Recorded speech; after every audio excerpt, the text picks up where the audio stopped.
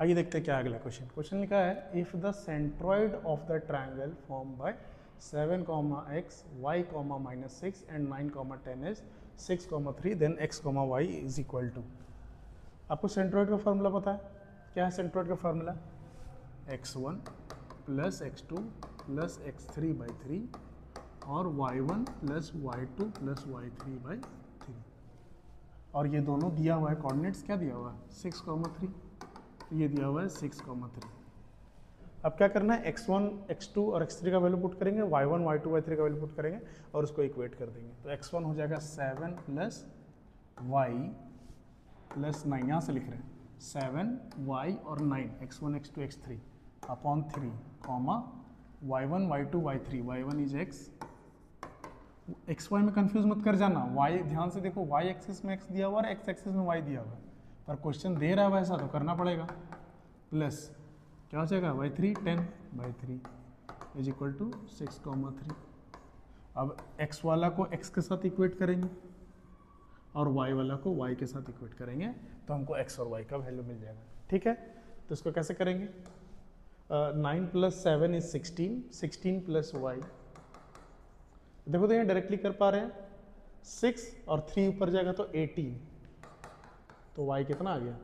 2। उसी तरह से x माइनस 6 प्लस 10 क्या हो जाएगा? x प्लस 4 और 3 इसके साथ मल्टीप्लाई में जाएगा 9 हो जाएगा। तो दूसरा जो आएगा x plus 4 equal to 9, so x will become 5। तो इसका आंसर हो जाएगा 5, 2, क्योंकि क्या पूछा है? x और y पूछा है ना, तो इसका आंसर हो जाएगा 5, 2 which is D is correct. Okay, चलते हैं नेक्स्ट क्वेश्चन। हाँ, ये देखो, एक थोड़ा छोटा सा क्वेश्चन है, इससे एक बड़ा कॉन्सेप्ट भी आ सकता है। जो लिखते हैं ना हम लोग सिमिलैरिटी, क्या लिखते हैं? Triangle A B C is similar to triangle let's say D E F. तो इससे बहुत कुछ मतलब समझ आना चाहिए, जैसे A D by B C by A C अगर लिख रहे हैं, मतलब ए बी लिखेंगे तो उसके नीचे डी ही लिखेंगे, बी सी लिखेंगे तो ई एफ ही लिखेंगे, ए सी लिखेंगे तो डी एफ ही लिखेंगे। और ए होगा डी के इक्वल, बी होगा ई के इक्वल और सी होगा एफ के इक्वल। इस पे एक क्वेश्चन आएगा ही आएगा सिमिलैरिटी से, एक एमसीक्यू। आइए वापस क्वेश्चन में आते हैं। In triangle A B C and D F, A B by D E क्या दिया हुआ?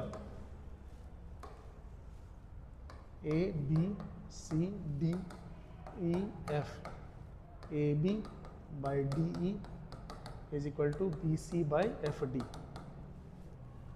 अब दोनों को हमको सिमिलर करना है। ए बी किधर है? इधर है। डी ई किधर है? इधर है। डी और बी सी किधर है? यहाँ। और एफ डी कहाँ है? एफ डी यहाँ है।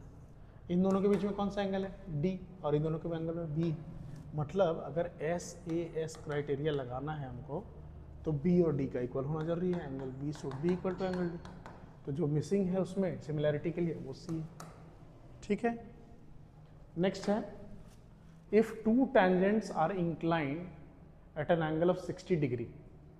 तो अगर कोई सर्कल है, इस पे दो टेंजेंट इंक्लाइंड है, कितनी डिग्री पे? 60 डिग्री पे, और इसका रेडियस भी दिया हुआ है 3 सेंटीमीटर। तो पूछता है कि इस टेंजेंट का वैल्यू बताना है। अच्छा, एक चीज़ पता है कि ये दोनों ट्रायंगल कंग्रुएंट होता है, तो ये 60 है तो बराबर बटेगा, तो ये 30 हो जाएगा। ये 30, टेंजेंट है तो 90 degree, tangent is always perpendicular. और हमको निकालना क्या? x। तो ट्रिग्मेट्री एक्चुअली यहाँ पे यूज़ करेंगे।